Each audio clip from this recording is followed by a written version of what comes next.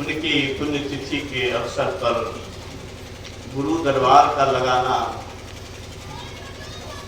संत का दरबार लगाना अहो भाग्य है। भंडारा का आयोजन है सर। अच्छा ठीक, तो हम लोग भी जाएंगे। पता नहीं किनके पुण्यतिथि में सत्संग का आयोजन होगा, लेकिन इनके परिवार के लोगों ने सत्संग का आयोजन किया, संबंधी लोग भी आए। मैं बहुत प्रसन्न हूं, बधाई देता। मैं आज सवेरे कैलिफोर्निया से बात करते हुए वाल्मीकि को कहा था, क्या कहा था सुनिए। उपकारक के उपकार को याद करते हुए अगर कलम न चले तो ये अपराध है। जिनके द्वारा भी हम आप उपकृत हैं उनका गुणगान नहीं करें, उसके हित के लिए न सोचें, तो माँ बाप से बढ़ करके कौन उपकार कर सकता है। जन्म के समय से लेकर के आगे बड़े उपकारक तो गुरु होते हैं बाद में, लेकिन पहले तो माता पिता। वो चले गए, पुण्य कर्म करके गए, सप्ताह ध्यान शिविर चलाते रहे, संत महात्माओं को बुलाते रहे, और उनका सौभाग्य रहा कि मेरे मुख से अंतिम समय में भजनों का अंबार लग गया, और भजनों को अंबार सुनकर के दुनिया से विदा। उनकी पुण्यतिथि के अवसर पर मैं उनको याद करता हूँ, उनके प्रति श्रद्धा अर्पित करता हूँ, ईश्वर से प्रार्थना करता हूँ इसका पुण्य फल उसको मिले। भगवान बुद्ध ने कहा है सदाचारी को 5 चीजें मिलती है।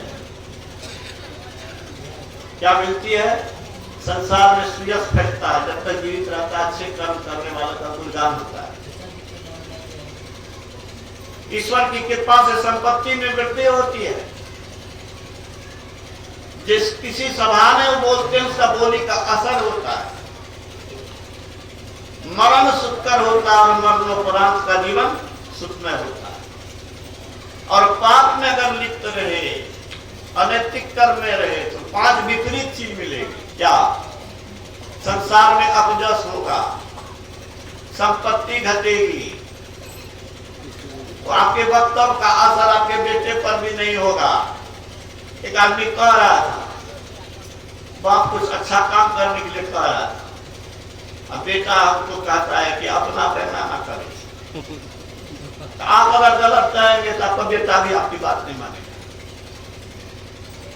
हम जहाँ जाएंगे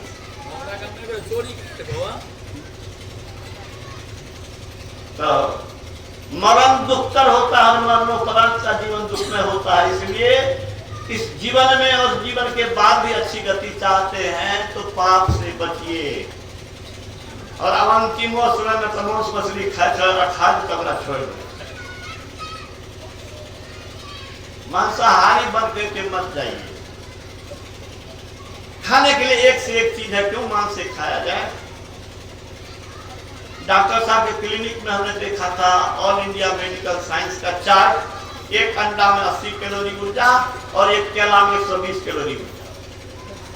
एक कप दूध में 206 कैलोरी ऊर्जा, एक प्लेट मांस में 220 कैलोरी ऊर्जा। एक प्लेट मांस का दाम 100 से नीचे नहीं होगा, हम लोग क्या जानने गए, लेकिन एक कप दूध का दाम 2-4-5 बहुत हो गया, उसमें ताकत बेसी है।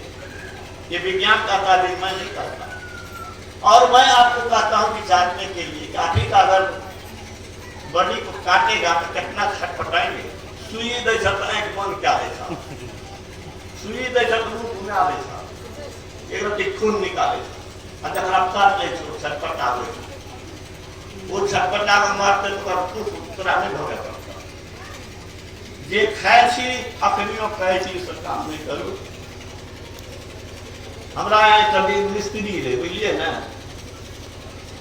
वो बेचारा बूढ़ा मेरे के लिए मुसलमाने रहे तो कल में कीता कसाई रहे बकरी काट काट का बेचे जवा पर कसा रहे से अंतिम में मरे थे ना वो बकरिए से न गंगिया। हमारा न्यूटन छोटा बच्चा था तो उसको कहता था कि हे हो तुझे मुर्गा का खाए तो पेट में वो नहीं आवाज करे था। तो बंधुओं मैं ये आग्रह करूंगा कि सत्संग कीजिए, अच्छे शास्त्र पढ़िए, अच्छा जीवन जीविए, जहां तक हो सके पढ़ाई कीजिए। आज मैं ओट्स खा रहा था सवेरे, जिसने गाय पाला उसने बछड़े को छोड़ दिया हाथे पर दूरने के लिए।